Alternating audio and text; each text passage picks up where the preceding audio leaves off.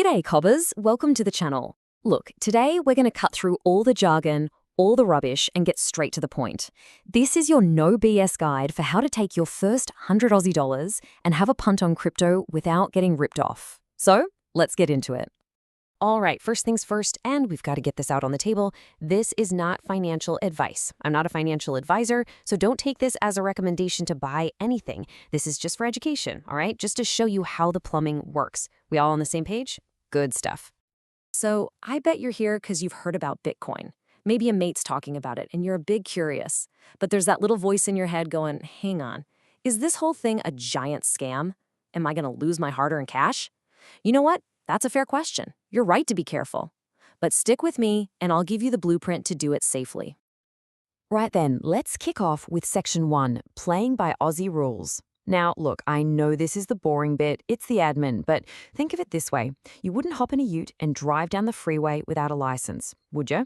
Well, this is your license. It's the stuff you've got to do to keep yourself out of strife. So here they are, the 3 golden rules. These are totally non-negotiable. Think of them as your seatbelt, your helmet, and your steel cap boots all rolled into one. 1. You've got to use an AUSSTRAC-registered exchange. 2. You have to complete your KYC, that's your ID check. And 3. You absolutely must switch on 2FA, or two-factor authentication. So what on earth is AUSSTRAC? Well, it's pretty simple. They're basically the government's financial cops. Their job is to make sure that these crypto exchanges aren't being used for dodgy stuff, like money laundering. So when you see that AUSSTRAC logo on an exchange's website, that's a massive green flag that says, yep, this mob is legit and they're playing by the rules here in Australia. Okay, next up, KYC. It stands for Know Your Customer, and it's just a fancy way of saying ID check. You'll need your Aussie passport or driver's license. Now listen closely, this is important. The name you sign up with has to match your ID exactly. Not your nickname, not Davo if you're licensed as David. If you stuff this up, it'll just cause headaches and delays. It's a legal thing, so just get it right the first time. Right, I want you to really pay attention to this one. If you take away only one thing today, make it this. Two-factor authentication, or 2FA, is the single most powerful thing you can do to stop hackers from getting into your account. Your password? That's like a flimsy screen door. 2FA is the triple-locked steel security door behind it. You have to use it. End of story. And with that comes a very serious warning. When you set up 2FA, you'll get a special recovery code. I need you to write that code down on a physical piece of paper.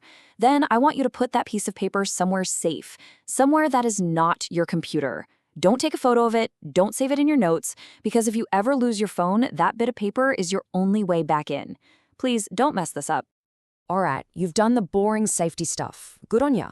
Now we get to the fun bit, choosing where you're actually going to buy this stuff. For beginners here in Australia, I really only point people to 2 main places to get started. Let's have a look. Okay, for your first go, I reckon you stick to one of these 2 local legends, Swyftx or Coinspot. The way I see it, Swyftx is brilliant for learning the ropes and having a bit of a practice.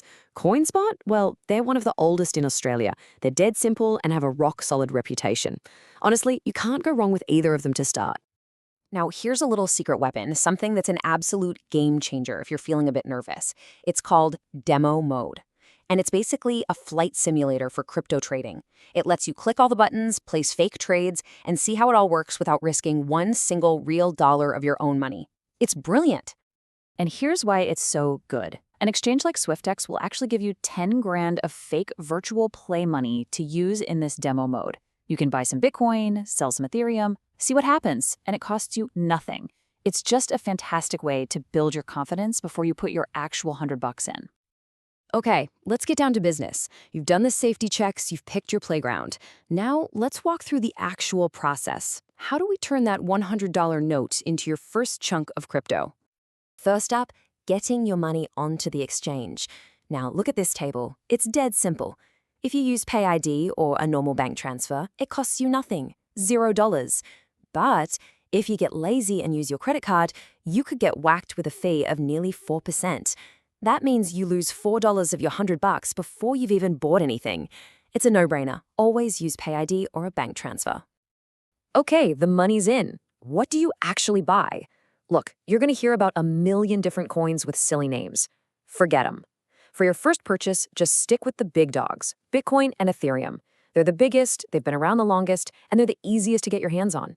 Keep it simple. Now this is a real pro tip. How you buy can save you a bundle.